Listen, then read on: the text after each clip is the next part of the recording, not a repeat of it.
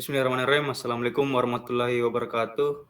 Jadi pada video ini kita akan mempresentasikan hasil kerja dari kelompok kami, yaitu sistem pakar diagnosa penyakit jantung menggunakan metode case-based reasoning.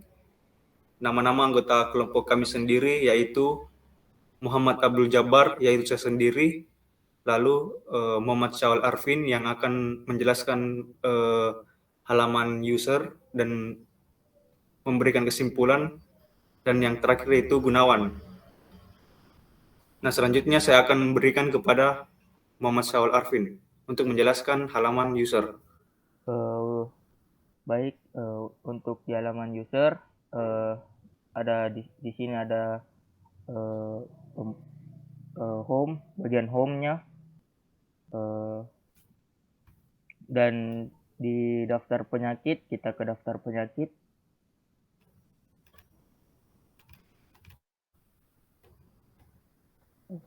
Daftar penyakit, coba. Nah, di daftar penyakit di sini yang kita bisa lihat deskripsinya. Misalnya nomor 1 di sini gagal jantung, ada definisi penyakitnya beserta solusinya. Begitu juga di nomor 2 dan 3, 4 dan 5. Selanjutnya kita ke bagian tentang informasi. Kita bagian informasi. Nah, di bagian informasi ini terdapat jenis-jenis penyakit jantung, antara lain angina, arrhythmia, penyakit jantung bawaan, penyakit arteri koroner, yang kelima kardiomiopati, yang keenam infark miokard, yang ketujuh gagal jantung. Nah, kita kembali dulu ke halaman home.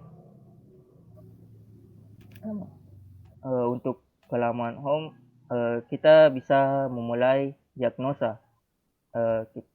Klik tombolnya. Nah, di bagian diagnosa sini kita bisa registrasi pengguna. Misalkan namanya awal, jenis kelamin, umur, misalnya kita ambil 20, alamat, bebas,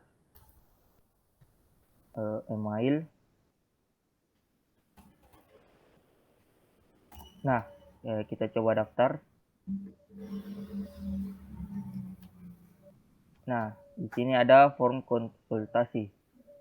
Kita pilih gejala yang dialami, misalnya panas, kita checklist di situ, katupnya kita checklist, kebocoran. Nah, kita proses diagnosa. Nah, di sini hasil diagnosanya.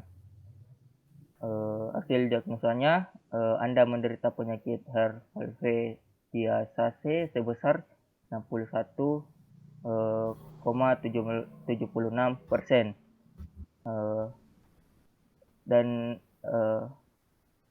juga Anda menderita penyakit perikarditis sebesar 38,23%. Nah, di sini ada juga solusi pengobatannya.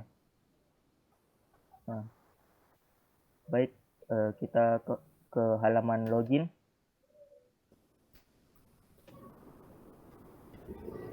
Masih masuk username password.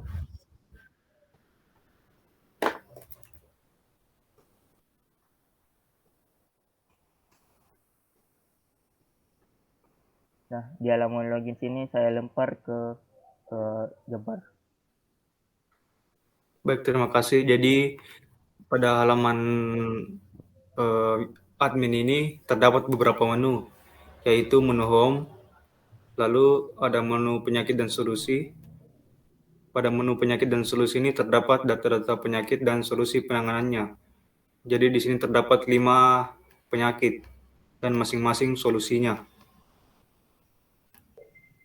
Lalu pada menu gejala, di sini terdapat data-data gejala yang ada. Jadi di sini terdapat 16 gejala yang ada. Lalu pada menu relasi, di sini terdapat kasus-kasus yang telah ada sebelumnya. Karena kita menggunakan metode case-based reasoning, jadi kita berpatokan pada kasus-kasus yang telah ada sebelumnya.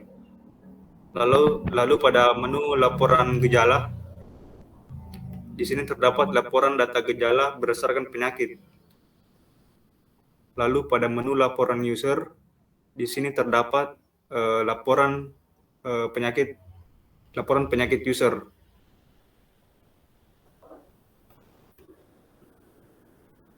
Lalu sedikit tambahan, di sini juga kita menggunakan Excel untuk perhitungan manualnya, agar kita dapat mengetahui bagaimana algoritma dari CBR. Jadi misalnya di sini terdapat 5 kasus lama dengan masing-masing penyakit dan gejalanya itu yang bervariasi, lalu terdapat 1 kasus baru. Jadi tahap-tahap CBR itu ada 4 tahap. Yang pertama itu retrieve, lalu yang kedua itu reuse, yang ketiga revise, dan yang keempat itu retain. Nah, perhitungannya sendiri kita menggunakan rumus similarity. Rumusnya sendiri yaitu S1 kali W1 ditambah S2 kali W2 sampai Sn kali Wn dibagi W1 tambah W2 sampai Wn, di mana S itu merupakan similarity, yaitu 1 jika sama dan 0 jika beda, dan W itu merupakan bobotnya. Nah, ini merupakan proses perhitungannya.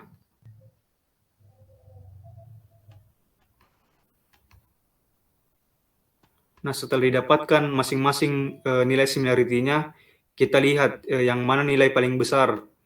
Nah, di sini karena nilai similarity yang paling besar adalah heart valve disease, maka kasus baru tersebut dapat dikategorikan atau dapat diklasifikasikan sebagai penyakit heart valve disease.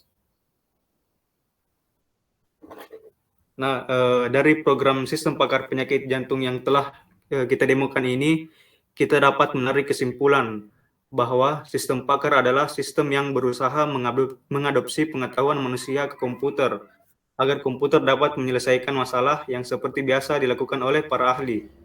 Sistem pakar penyakit jantung yang telah dibuat dapat sangat berguna bagi pasien yang masih ragu untuk pergi ke dokter secara langsung, entah itu karena biaya dan sebagainya. Tetapi ada beberapa hal yang penting yang perlu diperhatikan, bahwa secanggih apapun suatu sistem atau sebesar apapun basis pengetahuan dimiliki, tentu saja ada kelemahannya sebagai konsekuensi logis, kelemahan manusia sebagai penyusun elemen-elemennya.